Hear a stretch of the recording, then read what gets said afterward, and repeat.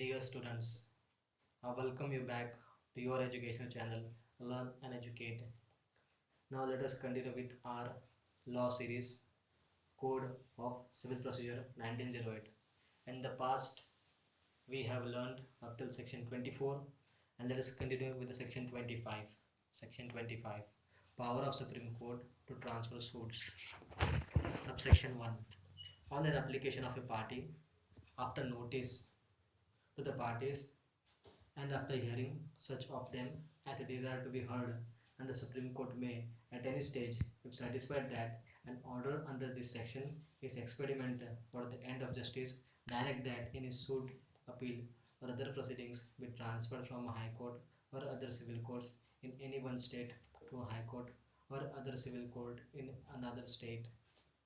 Subsection 1 wants to say that if an application is made of a by party and after notice on an application of a party and after notice to the parties to all the parties given, hearing on such of them as a desire is to be heard, their desire is to be heard, and the Supreme Court hears each one of them parties' opinion, and Supreme Court decides at any stage of time, and if Supreme Court is satisfied that an order under this section is expedient, is justified for the end of the justice, for the purpose of justice, it is a justified direct any of the suit, any of the appeal or other proceedings to be transferred from a high court or other civil court in one state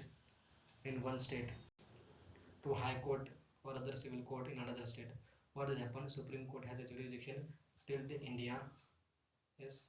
Second thing is it can transfer the case from a high court of one state to high court of another state, or a civil court in one state to another civil court in another state.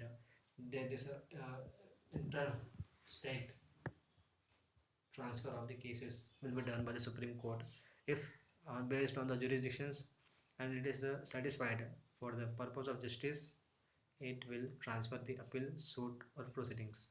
Subsection 2 of section 25, power of Supreme Court to transfer suits. Subsection 2 states that every application under this section shall be made by a motion which shall be supported by an affidavit. It shall be made supported by an affidavit. Every application must be supported by an affidavit.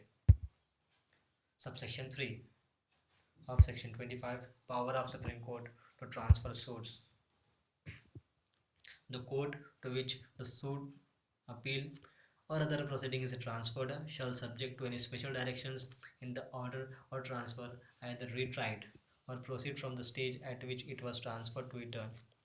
The Supreme Court may, on any stage of the appeal or other proceedings shall transfer subject to special directions in the order of transfer, either retry from the beginning or proceed from the stage at which it was transferred. On a special directions by the Supreme Court, it can direct the court to which the case is transferred with respect to such suits, appeal or other proceedings, either to retry from the very beginning, the trial should be proceeded from the very beginning, or from that particular point of time where it was transferred. Second, or subsection 4, in dismissing any application under this section. Subsection 4 deals with the dismissing of their application. In the past few three subsections, it was about application, accepting the applications, considering the applications must be supported with the affidavit. It can transfer from what point of stage, from what stage of trial it should be proceeded in the new court, either from the very beginning or from that point of time when it is transferred. But subsection 4 deals with dismissing any applications.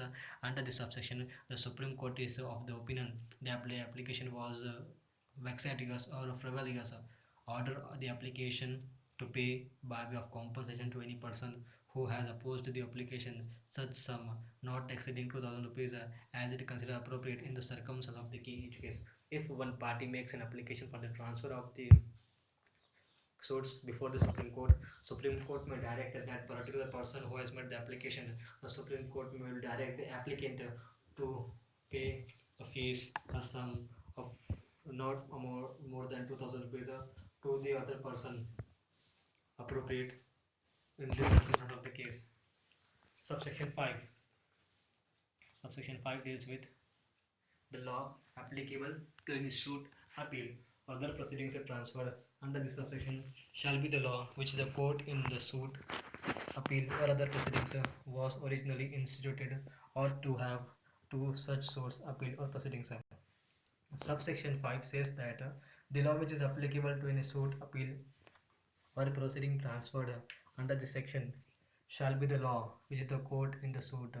It shall be the law which is the court in the suit, appeal, or other proceedings was originally instituted. The law applicable which was originally instituted shall be the law ought to be applied in the suit, appeal, or proceedings in the case of transfer. When the case suit or proceeding is transferred, appeal is transferred at the time of institution of the suit proceeding, the law which is applicable, it shall be applicable, continue to be applicable. Section 25, let us take a summary of that. Section 25 deals with the power of a Supreme Court to transfer the suit. Subsection 1 says about the application made, notices issued, the Supreme Court has heard, desirous to heard of to each party. The Supreme Court at a point of time at any stage of the proceedings decides that it is expedient for the end of the justice to direct an appeal, to direct to transfer the case from a particular high court in a state or a civil court from one state to another high court or civil court in another state. Every application under this subsection shall be made by motion and shall be supported by an affidavit. Subsection 3 states that the court at what point of time the proceeding was transferred, or from the very beginning, or at point of time from where the proceeding was transferred to continue the proceedings. In dismissing, subsection 4 states about dismissal of the case. The dismissing was frivolous and the application made by that the party was vexatious or frivolous. It shall order to pay a penalty of 2000 rupees, a sum of 2000 rupees to all the other parties as per appropriate the case, circumstance of the case. Subsection 25 is under the heading institution of suits.